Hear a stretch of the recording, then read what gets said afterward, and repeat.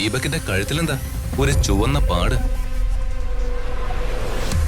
അത് കടുവ അടിച്ചോ? കടുവ കടിച്ചൊന്നുമല്ല, ഒരു ആക്സിഡന്റ് പറ്റിയതാ. ആക്സിഡന്റ് പെടലിക്കോ? അതെന്താ ആക്സിഡന്റ്? ഇതാരോ നല്ലോണം കൈകാര്യം ചെയ്തതുപോലെ തോന്നുന്നുണ്ടല്ലോ.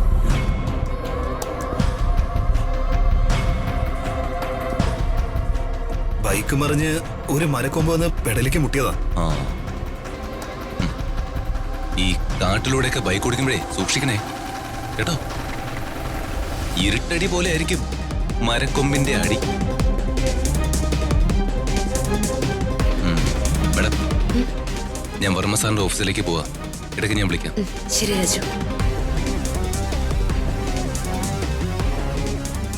ഋതിക നിന്നേ. തറവാട്ടിലെ താമസമൊക്കെ സുഖമായിരുന്നില്ലേ? സുഖായിരുന്നു. എന്താ സംശയം? അല്ല, കോലോത്തെ കാര്യങ്ങളും അവിടുത്തെ പഴയ മനുഷ്യരെ പറ്റിയൊക്കെ വല്ലതും അറിഞ്ഞോന്നാ ചോദിച്ചേ. അമ്മായി എന്താ ഉദ്ദേശിക്കുന്നത്? മോളുടെ അമ്മയെ പറ്റി എന്തെങ്കിലും അറിഞ്ഞോന്നാ ചോദിച്ചേ.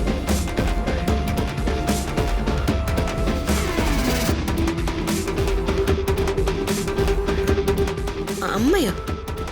ഏതമ്മ? എനിക്ക് ഓർമ്മ വയ്ക്കുന്നതിന് മുൻപേ എന്നെ വലിച്ചെറിഞ്ഞിട്ട് പോയ സ്ത്രീയെ കുറിച്ച് എന്നോട് പറയണ്ട. എന്റെ അച്ഛൻ വെറുക്കുന്ന സ്ത്രീയാ അവര്. അവരെ അച്ഛന് വേണ്ടാത്തതുപോലെ എനിക്ക് വേണ്ട.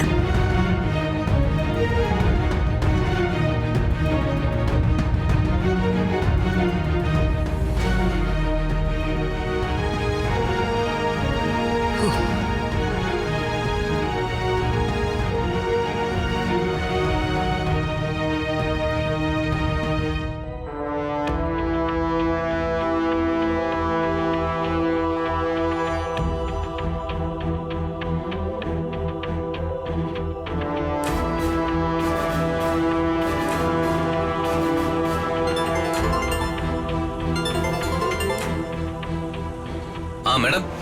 രാജു, ഓഫീസിൽ എത്തിയില്ലല്ലോ? ഇല്ല, പറഞ്ഞു. നമ്മൾ സംശയിച്ചതുപോലെ അമ്മായി എന്റെ അമ്മയെ കുറിച്ച് ചോദിച്ചു. ചോദിച്ചല്ലേ? എന്താ ചോദിച്ചേ? തറവാട്ടിൽ ചെന്നപ്പോ അവിടെയുള്ള ആരെങ്കിലും അമ്മയെ കുറിച്ച് എന്തെങ്കിലും പറഞ്ഞോന്ന്. അത് ശരി. ആ വിവരം അറിയാനും മാത്രം ഇവർക്കെന്താ ഇത്ര ആങ്സൈറ്റി? അതാ ഞാനും ആലോചിക്കുന്നത്. അവരിത്രയ്ക്കും കാര്യമായിട്ട് ഇത് അന്വേഷിക്കുന്നുണ്ടെങ്കിൽ അവർക്ക് ഇതിലെന്തോ ഒരു പ്രധാനപ്പെട്ട റോളുണ്ട്. എന്ത് റോള്? അംബിക മാഡത്തിന്റെ ക്യാരക്ടർ വെച്ച് നോക്കുമ്പോ വർമ്മ സാറിനെയും പത്മാവതി മാഡത്തെയും അകറ്റാൻ ഇവർ ഒത്തിരി പണിയെടുത്ത് കാണും.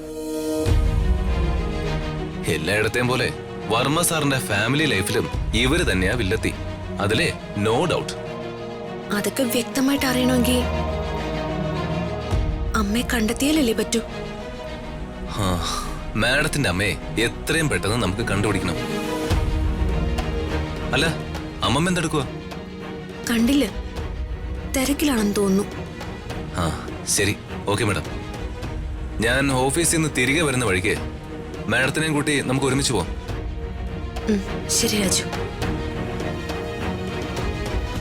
അകലേ നോവിനാലേ